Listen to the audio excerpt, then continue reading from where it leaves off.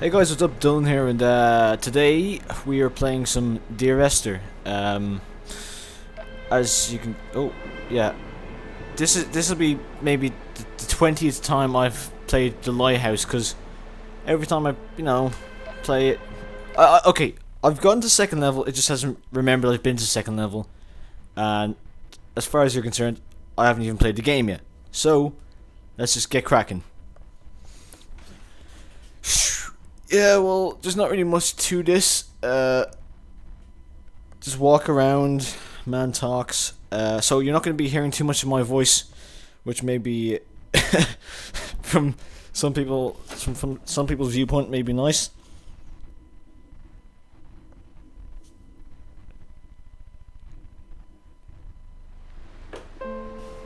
Dear Esther, I have lost track of how long I have been here, and how many visits I have made overall. Certainly the landmarks are now so familiar to me that I have to remind myself to actually see the forms and shapes in front of me. I could stumble blind across these rocks, the edges of these precipices, without fear of missing my step and plummeting down to sea. Besides, I have always considered that if one is to fall, it is critical to keep one's eyes firmly open. That's lovely.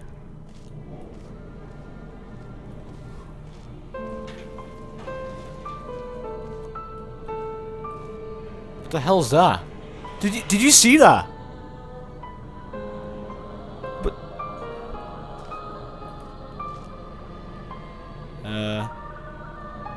not sure what that means. But what is that? No, I can't. A book on Hebridean history. Okay. Oh, what was that? Why am I crouched down now? Oh, it's a seagull flew at me. Yep.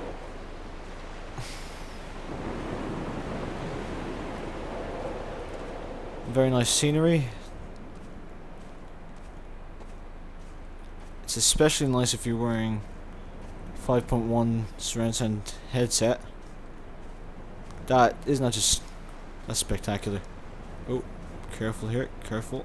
Yep.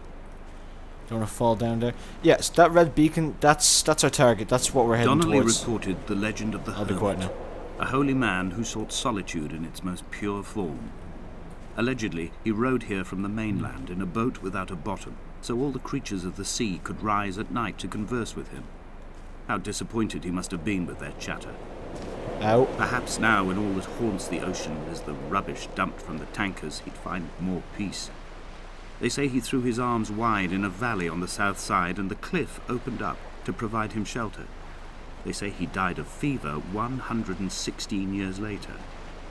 The shepherds left gifts for him at the mouth of the cave, but Donnelly records they never claimed to have seen him. I have visited the cave, and I have left my gifts, but like them, I appear to be an unworthy subject of his solitude. Well, Those islands in the distance, I'm sure, are nothing more than relics of another time, sleeping giants, somnambulist gods laid down for a final dreaming. I wash the sand from my lips and grip my wrist ever more tightly. My shaking arms will not support my fading diaries. Okay. Yeah, look at the rotting wood here.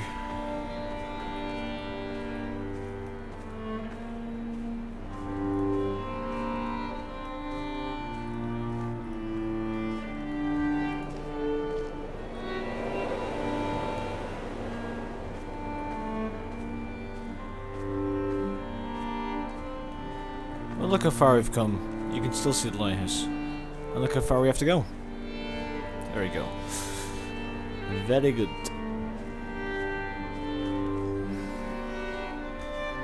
The mount is clearly the focal point of this landscape. It almost appears so well placed as to be artificial. I find myself easily slipping into the delusional state of ascribing purpose, deliberate motive to everything here. Was this island formed during the moment of impact? When we were torn loose from our moorings, and the seatbelts cut motorway lanes into our chests and shoulders, did it first break surface then? I just noticed something. That speech back Well, those last two bits of When speech. someone had died or was dying, or was so ill they gave up what little hope they could sacrifice, they cut parallel lines into the cliff, exposing the white chalk beneath. You could see them from the mainland or the fishing boat, and know to send aid or impose a cordon of protection, and wait a generation until whatever pestilence stalked the cliff paths died along with its hosts. My lines are just for this, to keep any would-be rescuers at bay. The infection is not simply of the flesh. Infection. Anyway, what I was saying before I was so rudely interrupted is that I think those two bits of dialogue. We are not like Jesus. Lot's wife, you and I. We feel no particular need to turn back.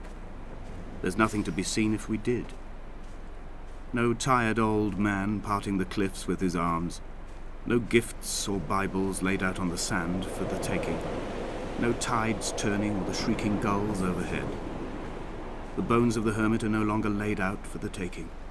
I have stolen them away to the guts of this island, where the passages all run to black, and where we can light each other's faces by their strange luminescence.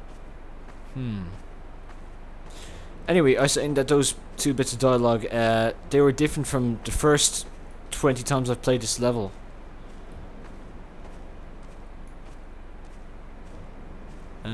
What's crashed boat over there? Dear Esther. Oh, alright. I met Paul. I made my own little pilgrimage. My Damascus, a small semi-detached on the outskirts of Wolverhampton. We drank coffee in his kitchen and tried to connect to one another. Although he knew I hadn't come in search of an apology, reason or retribution, he still spiraled in panic, thrown high and lucid by his own dented bonnet. Responsibility had made him old. Like us, he'd already passed beyond any conceivable boundary of life. I see. I would leave you presents outside your retreat, in this interim space between cliff and beach. I would leave you loaves and fishes, but the fish stocks have been depleted and I've run out of bread.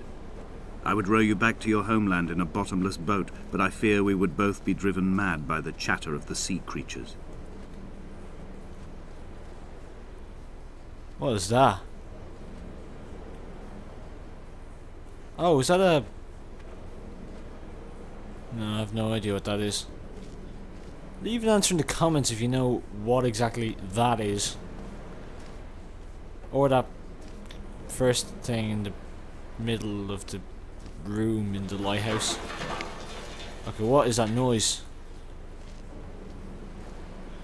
Jesus Christ, I still haven't gotten over amnesia. I don't need these creepy noises and that weird ghost I saw earlier or whatever that was.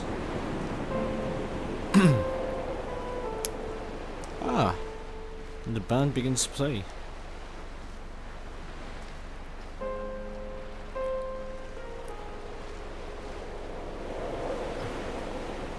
I'm trying to save my good speech for times when there isn't any dialogue playing, because, you know, seems to be a lot of interruptions here.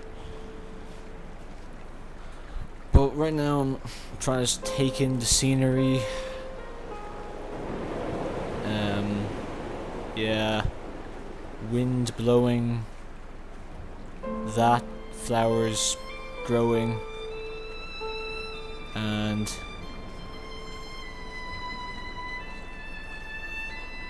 my face is showing. He still maintains he wasn't drunk, but tired. I can't make the judgment or the distinction anymore. I was drunk when I landed here, and tired too. I walked up the cliff path in near darkness and camped in the bay where the trawler lies beached. It was only at dawn that I saw the bothy and decided to make my temporary lodgings there. I was expecting just the aerial and a transmitter stashed in a weatherproof box somewhere on the mount. It had an air of uneasy permanence to it. Like all the other buildings here, erosion seems to have evaded it completely.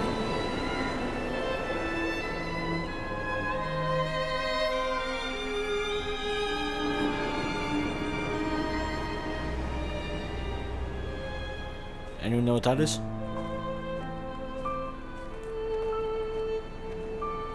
Is Damascus. Do I go down there or do I go up here? Can't. Yeah. This seems like the path the game wants me to take. Very slowly, apparently. Yeah, there's lots of rubbish on the ground.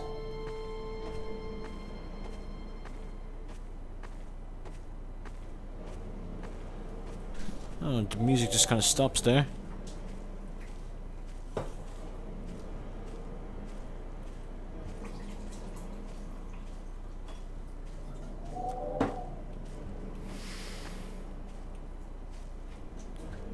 Oh, that's the end. Well, that's the end of the first chapter. I hope you've enjoyed it. There'll be more to come soon. Hope you guys have enjoyed this video. I'm Shiro, and I'll see you next time. Thank you for watching.